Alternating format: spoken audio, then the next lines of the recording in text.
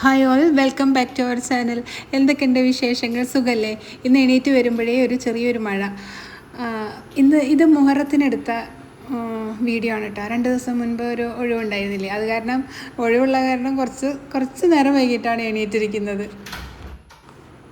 ഇന്ന് ആദ്യം തന്നെ മോട്ടർ ഇട്ടിട്ടാണ് കേട്ടോ പണിയൊക്കെ സ്റ്റാർട്ട് ചെയ്യുന്നതിന് മുൻപ് ആദ്യം തന്നെ മോട്ടർ അടിച്ചിട്ടുണ്ട്. അപ്പോൾ വെള്ളം തിളപ്പിച്ചിടില്ലേ, കുടിക്കാനുള്ള വെള്ളം, അപ്പോൾ ഈ സമയത്താണ് എടുക്കുക. അപ്പോൾ ഡയറക്റ്റ് വെള്ളം, അതിനാണ് 2 ടാപ്പ് വെച്ചിരിക്കുന്നത്. മോട്ടർ ഇടുന്ന സമയത്ത് കിണറിൽ നിന്ന് ഡയറക്റ്റ് വെള്ളം എടുക്കുന്നത്. ഈ വെള്ളം തന്നെയാണ് വാട്ടർ ഡിസ്പെൻസർ വെച്ചിട്ടില്ലേ കിച്ചണിൽ, അതിലേക്കുള്ള വെള്ളം എടുക്കും.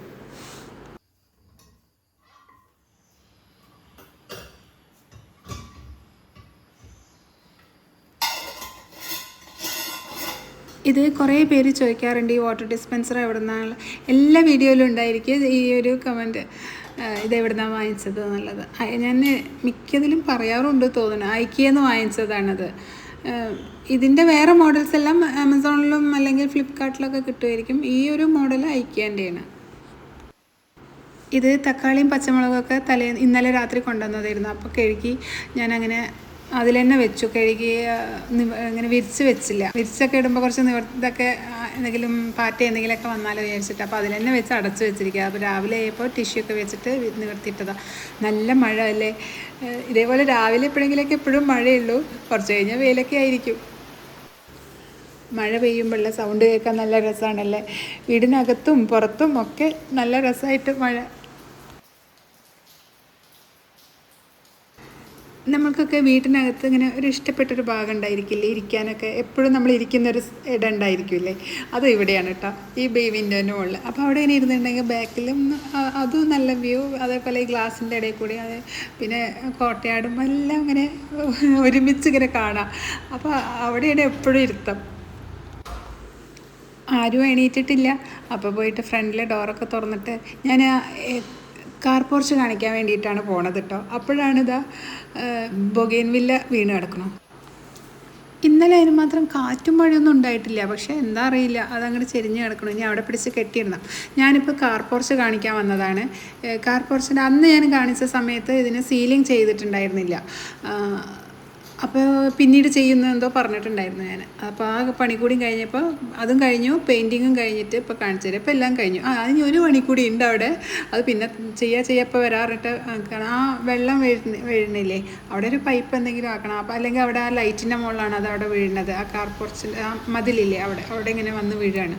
അതിനവിടെ ഒരു പൈപ്പ് ഇട്ട് കൊടുക്കണം. അത്രയേ ഉള്ളൂ. ബാക്കിയെല്ലാം കഴിഞ്ഞു. പിന്നെ അകത്തല്ല, ഈ പാറ്റിയോ ഇല്ലേ, അവിടെ ഒരു ഇതൊക്കെ അടിച്ചിട്ടില്ലേ, ഗ്രില്ല നെറ്റ് അടിച്ചിട്ടില്ലേ. അപ്പോൾ അതുമെല്ലാം ബ്ലാക്ക് പെയിൻ്റൊക്കെ ചെയ്തു. ഇവിടെ എല്ലാം സെറ്റായി. ഇനി അവിടെ കുറച്ചും കൂടി ചെടികൾ വെക്കേണ്ട. അന്ന് ഞാൻ പറഞ്ഞിരുന്നു ചെടികൾ വെക്കാനുണ്ടെന്ന്. അന്ന് പെയിൻറ്റ് ചെയ്തിട്ടുണ്ടായിരുന്നില്ല, പ്രൈമർ അടിച്ചിട്ടിരിക്കുകയായിരുന്നു. അപ്പോൾ പെയിൻറ്റിങ്ങൊക്കെ കഴിഞ്ഞു. ഈ 2 പണികളായിരുന്നു പെൻഡിങ് ഉണ്ടായിരുന്നത്. അതായത് പാറ്റിയോൻ്റെ അവിടെ ഫുൾ കവേർഡ് ആക്കിയിട്ട് ഈ ഭാഗം ഫുൾ കവേർഡ് ആക്കണം എന്നുള്ളതും ഉണ്ടായിരുന്നു. അതേപോലെ കാർ പോർച്ചും, അത് രണ്ടും പിന്നെ ചെയ്യാമെന്ന് വിചാരിച്ചിട്ട് അന്നൊരു കുറച്ച് മാസങ്ങൾ കഴിഞ്ഞിട്ട് അങ്ങ് ചെയ്യാമെന്ന് വിചാരിച്ചു. പിന്നെ നമ്മൾ എന്തായാലും വീട്ടിൽ കയറിയിരുന്ന് കഴിഞ്ഞാൽ പിന്നെ ഒരു താമസമാണ് തോന്നുന്നത്. എല്ലാവരും അങ്ങനെ പറയും, ചെയ്യണമെങ്കിൽ ആദ്യം തന്നെ ചെയ്യണം കേട്ടോ, അല്ലെങ്കിൽ വീട്ടിലിരുന്നാൽ പിന്നെ അങ്ങോട്ട് ചെയ്യാമെന്ന് വിചാരിച്ചാൽ അതിങ്ങനെ പിന്നെ സ്ലോ ആയി പോകും. പറഞ്ഞ പോലെ തന്നെയാണ്, കുറച്ചിങ്ങനെ സ്ലോ ആയി പോകും. നമ്മൾ ആ തിരക്ക് കൂട്ടിയിട്ട് ആ ഹൗസ് വാമിങ്ങിന് മുൻപ് തന്നെ അങ്ങ് ചെയ്യാൻ നിന്നിട്ടുണ്ടെങ്കിൽ എല്ലാം അങ്ങ് കഴിയും. അതെ, ഇന്ന് മുഹറല്ലേ, അപ്പോൾ ഇന്ന് ഒഴിവാണ്, സൂര്യൻ ഒഴിവായ കാരണം ഇന്ന് ഞായറാഴ്ചയാണെന്നൊരു തോന്നല്. ചോറ് വെച്ചിട്ടുണ്ടായിരുന്നില്ല. പിന്നെയാണ് ഏട്ടൻ്റെ ചോറ് കൊണ്ടുപോകണം എന്നുള്ള കാര്യം ഓർത്തത്. അപ്പോൾ വേഗം വന്ന് ചോറ് വെച്ചതാണ്.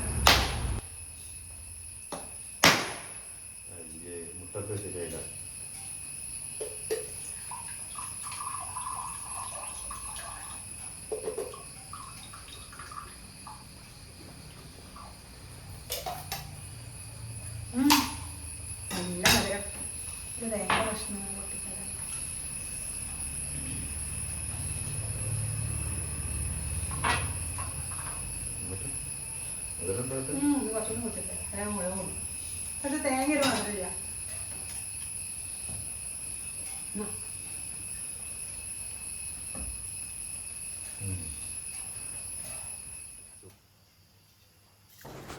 തലേന്ന് സൂര്യൻ നാളെ ഇനി സ്കൂളില്ല എന്നൊക്കെ ഇങ്ങനെ പറയുന്നുണ്ട്. മുഹറത്തിൻ്റെ ഒഴിവാണ് എന്നൊക്കെയാണ് എന്നൊക്കെ പറഞ്ഞിട്ടുണ്ടെങ്കിലും എൻ്റെ മനസ്സിൽ ഒഴിവ് വന്നപ്പോൾ അത് ഞായറാഴ്ചയായിട്ട് മാറി.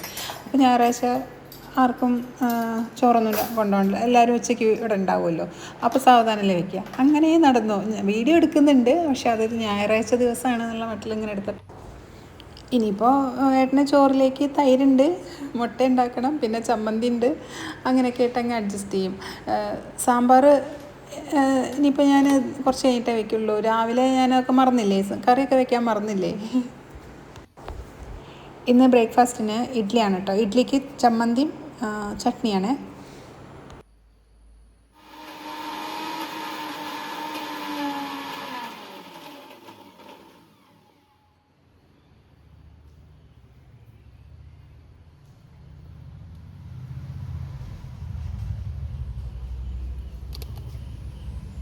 എട്ടാൻ പോവാ, എട്ടാൻ പോകണ്ടിട്ട് ഞാൻ പിന്നാലെ വന്നതാ. കാറ്റുണ്ടായിരുന്നാ? അപ്പൊ അതിന് പിടിച്ചവിടെ കെട്ടിയാ മതി, എന്നിട്ട് അറ്റൊക്കെ വെട്ടിക്കൊടുത്താൽ മതി. പാവല്ലേ, അവിടെ നിന്ന് വെട്ടണ്ടോ? അങ്ങനെ വെട്ടണ്ട, കുറച്ച് വെട്ടിയാ മതി.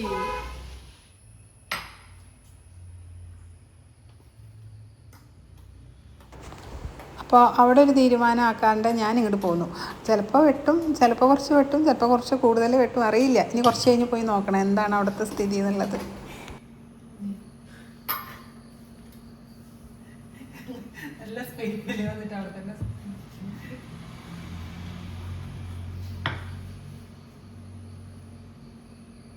എന്തിനാ വന്നേ?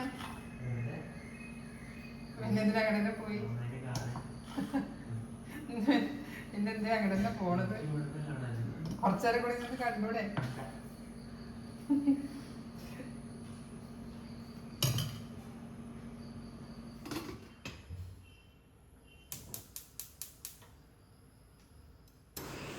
ഇത് ബാക്കിയുള്ള തേങ്ങ ഞാൻ അങ്ങ് ഫ്രീസറിൽ വയ്ക്കും. എനിക്ക് എപ്പോഴും ഫ്രീസറിൽ തേങ്ങ കുറച്ച് അധികം ചിരകിയിട്ട് ഫ്രീസറിൽ വയ്ക്കും. ഇത് ചിലർക്ക് ഇതൊന്നും വലിയ താല്പര്യമില്ല കേട്ടോ, അത് ഫ്രീസറിൽ വെക്കുന്നതിനൊന്നും. അപ്പോൾ പിന്നെ അവരങ്ങനെ ആക്കിയാൽ മതി. ഇനി ചിലർക്ക് എന്തൊക്കെയോ, ചിലത് ഫ്രിഡ്ജിൽ വെക്കാൻ പാടില്ല, ഫ്രീസറിൽ വെക്കാൻ പാടില്ല, അങ്ങനെയുള്ളവർ അങ്ങനെ, ഇങ്ങനെയുള്ളവർ ഇങ്ങനെ.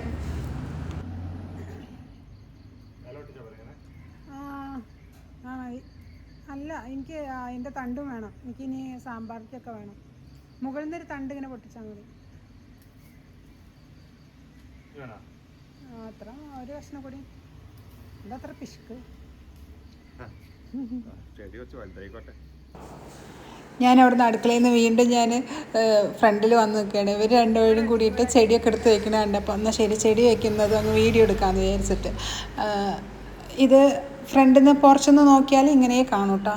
അപ്പോൾ കുറച്ച് ചട്ടികളിലൊക്കെ ഇങ്ങനെ മണ്ണ് നിറച്ച് ചെടിയൊക്കെ വെച്ചിട്ടുണ്ട്. ഇനി കുറച്ചുകൂടി വെക്കാനുണ്ട്. അതേപോലെ കർട്ടൻ പ്ലാന്റ്സ് അതിൻ്റെ ഇടയിൽ ഇങ്ങനെ വെക്കാനുണ്ട്. എന്നാലും ഇപ്പോൾ ഒരു 5-6 ചട്ടിയിൽ ഇങ്ങനെ ആ ചെടിയില്ലേ, അത് വെച്ചപ്പോൾ അതങ്ങനെ അവിടെ കൊണ്ട് വെച്ചതാണ്. പിന്നെ അവിടെ കിടക്കുന്ന കുറച്ച് എന്തൊക്കെയോ ഷീറ്റും കാര്യങ്ങളൊന്നും പണി കഴിഞ്ഞിട്ട് പണിക്കാരെടുത്ത് പോയിട്ടില്ല. അത് അവരുടെ കമ്പിയും ഇതൊക്കെയാണ്, ഷീറ്റൊക്കെയാണ്. ഇത് അപ്പുറത്തേക്ക് ഇറങ്ങിയിട്ടുണ്ടെങ്കിൽ, ഇങ്ങോട്ട് കയറിയിട്ടുണ്ടെങ്കിൽ കാലിനോളൊക്കെ അത്യാവശ്യം ഈ മഴയൊക്കെ പെയ്തുള്ളതല്ലേ, അപ്പോൾ അവിടെയൊക്കെ കുറച്ച് വെള്ളമൊക്കെ ആവും. അവിടെ മാറ്റ് ഇടാൻ പറ്റില്ലല്ലോ. അപ്പോൾ പിന്നെ അവിടെ കയറി ഇങ്ങനെ മഴയത്തൊക്കെ ഇറങ്ങിയിട്ടുണ്ടെങ്കിൽ കയറുമ്പോൾ അവിടെ ഒന്നങ്ങ് അപ്പോഴേ തുടച്ചെടുക്കുക ചെയ്യാം. പിന്നെ ആരൊക്കെ ചോദിച്ചിട്ടുണ്ടായിരുന്നു കമൻസ് ആയിട്ടേ, ഈ വീടിൻ്റെ ഇപ്പോൾ ഇങ്ങനെ നെറ്റ് അടിക്കുന്നതും പിന്നെ പോർച്ചിൻ്റെയും അങ്ങനെയുള്ള കുറച്ച് പണികളൊക്കെ ഇപ്പോൾ ചെയ്തല്ലോ. പാറ്റിയോൻ്റെ അവിടെയൊക്കെ ഇങ്ങനെ ഫുൾ കവേർഡാക്കി. അപ്പോൾ അതിന് എന്താ വാസ്തു നോക്കിയോ എന്നൊക്കെ ചോദിച്ചിട്ടുണ്ടായിരുന്നു. വാസ്തു നോക്കിയിട്ടില്ല. ഇവിടെ ആകെ ചെയ്തിരിക്കുന്നത്, ആരും കുറ്റം പറയാതിരിക്കാൻ, എല്ലാവർക്കും അറിയുന്ന കുറച്ച് വാസ്തുകളുണ്ട്. കയറി വരുമ്പോൾ തന്നെ ഇങ്ങനെ എന്തൊക്കെയോ കുറച്ച് എല്ലാവർക്കും, സാധാരണക്കാർക്ക് എല്ലാവരും ഇങ്ങനെ നോട്ടീസ് ചെയ്യുന്ന കുറച്ച് വാസ്തുകൾ അത് ചെയ്തിട്ടുണ്ട്. കാരണം എന്താണെന്നറിയോ, മനസ്സമാധാനം വേണമല്ലോ. അവരിങ്ങനെ വന്നിട്ട് തൊട്ടേ ഇങ്ങനെ എല്ലാവർക്കും അറിയണ കാര്യമായി കാരണം ഇതിവിടെ ഇങ്ങനെ, ഇതിവിടെ ഇങ്ങനെയാണോ, ഇവിടെ എങ്ങനെയാണ്, അത് കാരണം അത് ഒരു 4-5 കാര്യങ്ങൾ അങ്ങനെ ചെയ്തു വെച്ചിട്ടുണ്ട്. അതൊന്നും ഇപ്പോൾ ഈ ചെയ്ത ഒരു 4-5 കാര്യം പോലും വാസ്തു വിദഗ്ധരുടെ അടുത്ത് ചോദിച്ചിട്ടേ അല്ല. അങ്ങനെയുള്ളതിലൊന്നും അങ്ങനെയുള്ള ഒരു വിശ്വാസത്തിലേക്കൊന്നും ഇല്ല.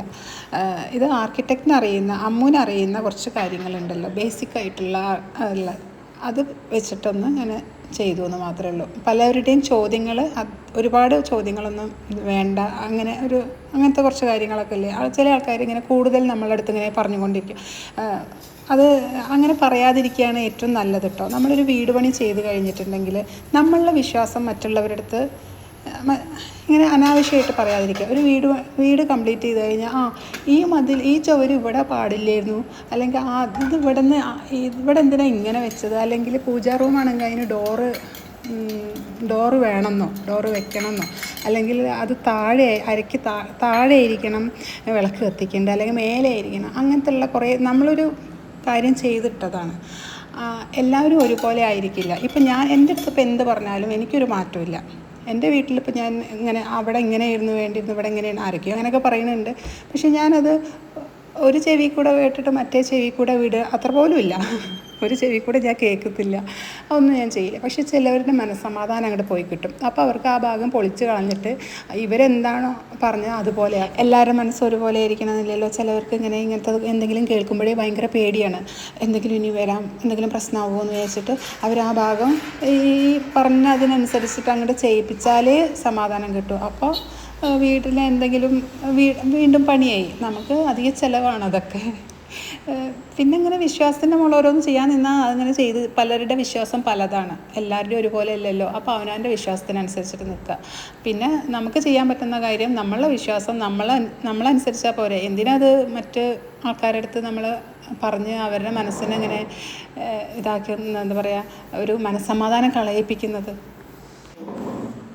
ഇവിടെ ഞാനും ഇവിടെ എല്ലാവരും എന്താ പറയുക, നമ്മളിങ്ങനെ കുട്ടിക്കാലത്ത് തുടങ്ങിയിട്ടുള്ള കുറച്ച് കാര്യങ്ങൾ, എല്ലാ കാര്യങ്ങളും ഇല്ല, നമുക്കിങ്ങനെ ഓക്കെ ഇത് മതി എന്ന് നമ്മുടെ മനസ്സമാധാനം, അതാണല്ലോ പ്രധാനം. അതിനനുസരിച്ചിട്ടുള്ള വിശ്വാസങ്ങൾ കുറച്ച് നമുക്കുണ്ടായിരിക്കും, എല്ലാവർക്കും ഉണ്ടായിരിക്കും. അത് മാത്രം അത് മാത്രം അങ്ങനെ ചെയ്തു പോകുന്ന ആൾക്കാരാണ്. പുതുതായിട്ടൊന്നും അതിലേക്ക് കയറ്റില്ല. ആരുടെ അഭിപ്രായത്തിലും ഇതിങ്ങനെ ചെയ്യൂ, അങ്ങനെ ചെയ്യൂ, അങ്ങനെ കുറേ വിശ്വാസങ്ങളുണ്ടായിരിക്കും, അതൊന്നും എടുക്കില്ല. ഇപ്പം എങ്ങനെയാണോ ഞാൻ ചെയ്തു പോകുന്ന കുറേ കാര്യങ്ങൾ ചെറിയ ചെറിയ കാര്യങ്ങളാണ്, ഒരുപാട് വിശ്വാസങ്ങളുള്ള കാര്യങ്ങളില്ല. വിശ്വാസം ഇല്ല എന്നും പറയുന്നില്ല, ദൈവവിശ്വാസിയാണ്. അതിൽ കൂടെ ഞാൻ ഒന്നും ആഡ് ചെയ്യുന്നില്ല. ആരുടെയും വിശ്വാസം ഞാൻ എടുക്കില്ല. എൻ്റെ വിശ്വാസം എന്താ വെച്ചാൽ അതിൽ ഞാനിങ്ങനെ മനസ്സമാധാനം കിട്ടാൻ വേണ്ടിയിട്ടാണല്ലോ ഇതൊക്കെ, അതിലിങ്ങനെ ജീവിച്ചു പോവുകയാണ്.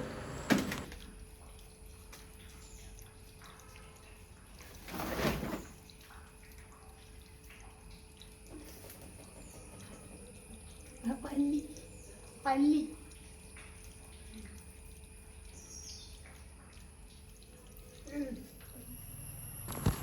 അതെ, അവിടെ പല്ലീനെ കണ്ടു. എനിക്ക് പല്ലീനെ തവളയുടെ അത്ര പേടിയൊന്നുമില്ല, പക്ഷേ 2 പല്ലികളും കൂടിയിട്ട് ആ ചാക്കിനകത്ത്. അപ്പോൾ അതങ്ങനെ എടുത്തപ്പോൾ അതിൽ നിന്ന് ഒരു പല്ലി ഇറങ്ങി ഓടി. അല്ല, 3 പല്ലികൾ, ഇനി 2 പല്ലി അതിന് അകത്തുണ്ട് തോന്നുന്നുണ്ട്. അപ്പോൾ നമുക്ക് പെട്ടെന്ന് കണ്ടൊരു പേടി, അല്ലാണ്ട് തവളയുടെ അത്ര പേടിയൊന്നുമില്ല കേട്ടോ. അതാ നെറ്റ് കൊണ്ട് ഇങ്ങനെ ഒരു കൊട്ട പോലെ ഉണ്ടാക്കിയിരിക്കുന്നത് തേങ്ങ ഇടാൻ വേണ്ടിയിട്ട് ഇപ്പം ഉണ്ടാക്കിയതാണ്.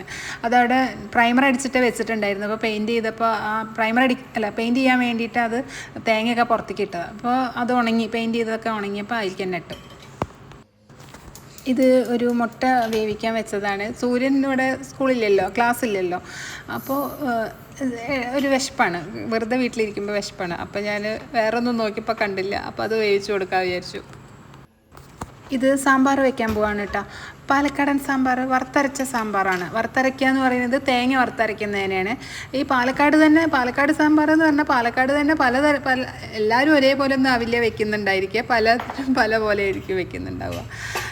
ഞാൻ വെക്കുന്ന രീതി കാണിച്ചു തരാം. ഇതിൻ്റെ അളവും കാര്യങ്ങളൊന്നും എനിക്ക് അങ്ങനെ പറയാൻ ഇല്ല, ഞാൻ ഏകദേശം അങ്ങ് ചെയ്തു പോകുന്നതാണ്. കറക്റ്റ് അളവിനനുസരിച്ചൊന്നും വേണ്ട. ഇതിലേക്കുള്ള തേങ്ങ വറുത്തരക്കണേൽ ആദ്യം വെളിച്ചെണ്ണയിൽ ഉലുവ ഒന്ന് പൊട്ടുമ്പോൾ അതിൽ കുറച്ച് ഒരു 2-3 അല്ലി വെളുത്തുള്ളിയും ചെറിയ ഉള്ളിയും കൂടി ഇട്ടിട്ട് ഇട്ടിട്ട് അതിൽ കുറച്ച് വളരെ കുറച്ച് തേങ്ങ മതി. തേങ്ങയും കുറച്ച് വേപ്പില ഇട്ടിട്ട് നന്നായിട്ട് മൂപ്പിച്ചെടുക്കുക. ഇതിൽ ഉലുവയുടെ കൂടെ വേറെയും പരിപ്പും ഇതൊക്കെ ചേർക്കുന്നവരുണ്ട്. ഞാൻ ഉലുവ മാത്രമേ ചേർക്കാറുള്ളൂ. പിന്നെ കായം വേണമെങ്കിൽ ഇതിൽ വറുക്കാം കേട്ടോ. ആദ്യം ഞാൻ ആ പരിപ്പിൻ്റെ കൂടെ കുക്കറിൽ ഇട്ടിരിക്കുകയാണ് കായം, അതാണ് ഇതിൽ കൂടെ ഇടാത്തത്. ചിലപ്പോൾ ഞാൻ ഇങ്ങനെയും വറുക്കണ കൂട്ടത്തിലും ഇടാറുണ്ട്.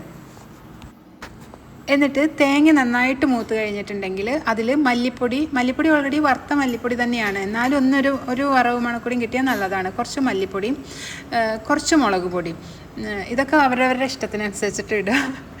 അധികമൊന്നും വേണ്ട, മല്ലിപ്പൊടിയൊക്കെ വളരെ കുറച്ച് മതിയെ. ഇട്ടിട്ട് ഒന്ന് തീ ഓഫാക്കണേൻ്റെ ആ സമയത്ത് ഇത് ഇട്ട ഉടനെ തന്നെ തീ ഓഫാക്കുക, അല്ലെങ്കിൽ അത് പെട്ടെന്ന് കരിഞ്ഞു പോകും. എന്നിട്ട് ഞാനിങ്ങനെ മഴ കാണാൻ പുറത്ത് വന്നിക്കുകയാണ്. ഇപ്പോൾ ഇനിയിപ്പോൾ ഈ പണിയുടെ ഇടയിലും മഴ ആസ്വദിക്കണമല്ലോ.